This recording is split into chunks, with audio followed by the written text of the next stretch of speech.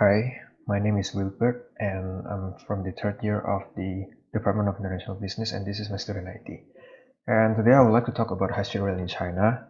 And in this presentation, I would like to talk about the history, current status, and future plans and other things that has happened to the high-speed rail in China. So first, high-speed rail in China has started their development since the early 1990s and they have taken a great uh, motivation from the Japan Shinkansen system, and their high-speed rail has started their service from the 2008, already capable of running with the speed of 250 to 350 km an hour. And their high-speed rail network already covers the distance from Beijing to Tianjin, which is around 170 kilometers. And China's high-speed rail, for me, it's basically a never-ending progression because since they have started building high-speed rail on conventional tracks, they started increasing their budget to build high-speed rail network in 2006, which in total, by the year of 2020, they have spent over $300 billion, which result in 25,000 kilometers worth of length in high-speed rail network.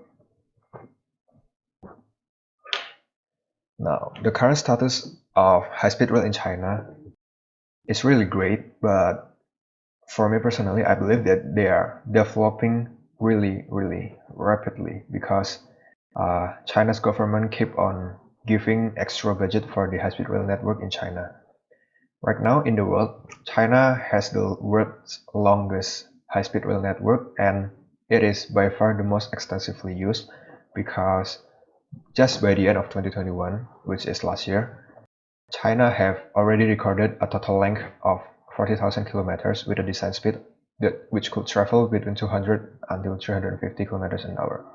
This is under the fact that they haven't got the maglev technology, which is the magnetic levitation. And right now, the most profitable line that China has on its high-speed rail network is the Beijing to Shanghai line because this line basically connects the two major economic zones in China, and it has generated around approximately more $1 billion in net operational profit. And high-speed rail in China is a big game changer, but even with good things that are coming to the country because of this high-speed rail network, not all of the things are really helpful to the other aspect of this country. For example, domestic airlines that are usually used to fly between cities, they have to cut their services because of the availability of high-speed rail in China. This is due to because of the much more cheaper price of the HSR tickets, and high-speed rail in China, they are able to carry twice as many passengers rather than the domestic airlines. Now, what future plans are coming for high-speed rail in China? I personally put 3 points, which is the longer domestic line, expansion to neighboring countries, and the maglev technology that I have mentioned before. The first one is the longer domestic line.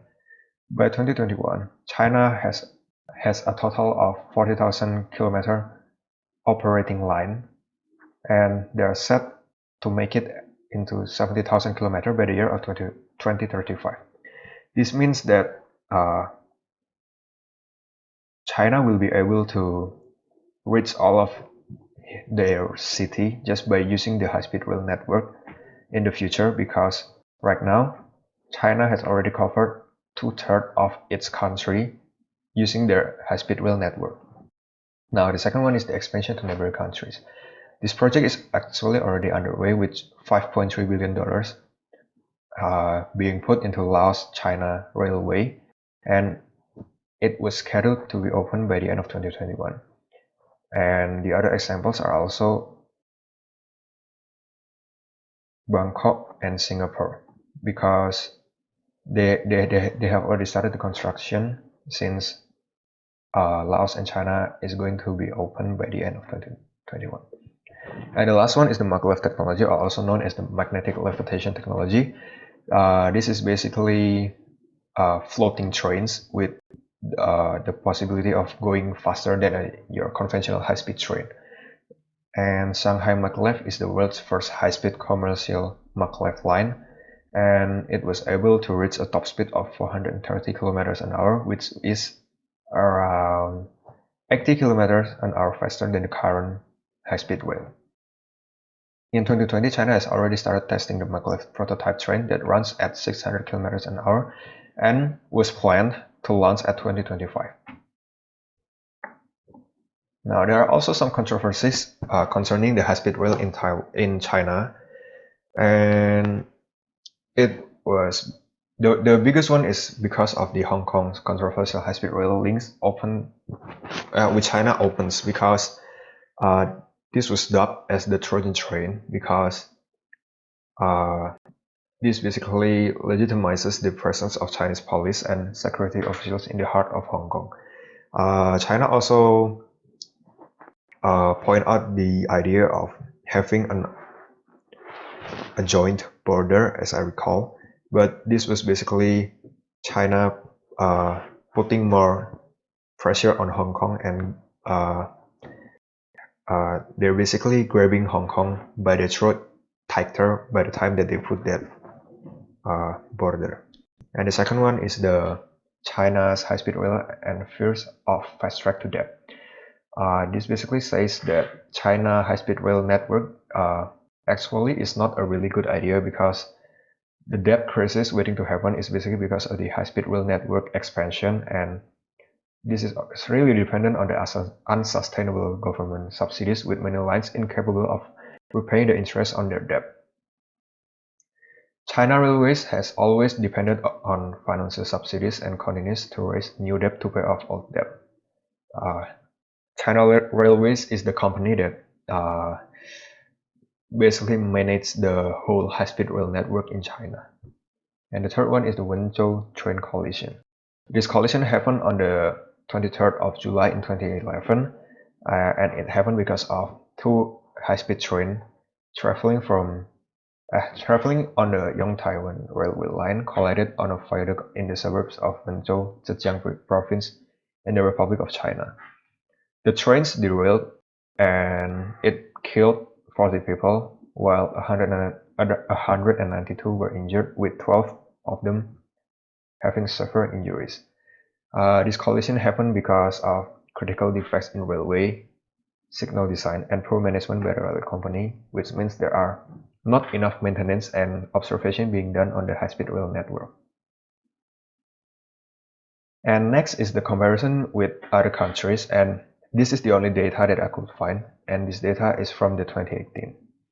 Just by the end of 2018, China has already totaled more than 26,000 kilometers of operating high-speed rail line, with 10,700 kilometers currently under construction by the end of 2018, and it has the max speed of 350 kilometers an hour.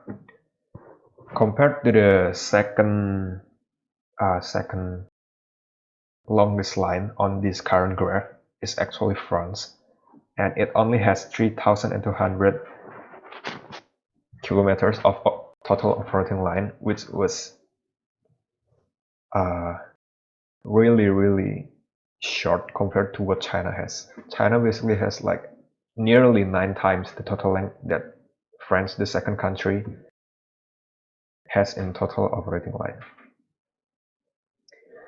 And the second comparison I would like to take is between China and Japan. Japan actually also has 3,000 kilometers length of operating line, despite the fact that Japan is a much more smaller country.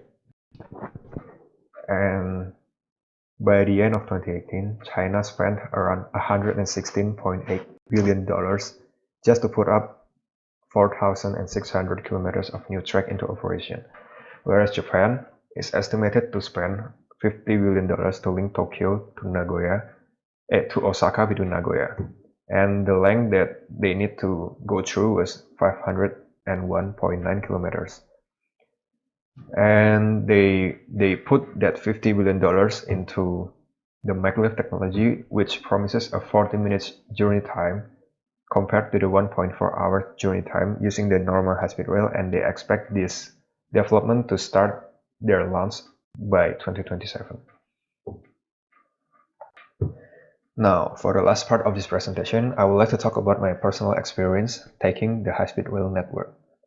As I recall, I was on a holiday with my family during the winter in mainland China, and I had the chance to take a high-speed rail from Beijing to Shanghai, if I'm not mistaken. And I would personally like to say that it was a really nice experience, because even though you were going like 340 kilometers an hour, the experience was really smooth, and there are no sudden acceleration and no sudden deceleration. It was basically just riding on a butter, and the train is really stable with no outside noise. There are no wind noises. There are nothing like bumpy ride, and you can barely feel the connection between the rails. It was just a really nice experience, and you can even put up a coin and it won't really topple down unless there are some heavy movement in the train. And yeah, it was a really nice experience. And the time that I took from Beijing to Shanghai, if I'm not mistaken, is only an hour and a half. And it was really nice because they also have the information panel that shows how fast you are going right now. And it was just really nice, like looking at the speed, you just kept on going faster and faster.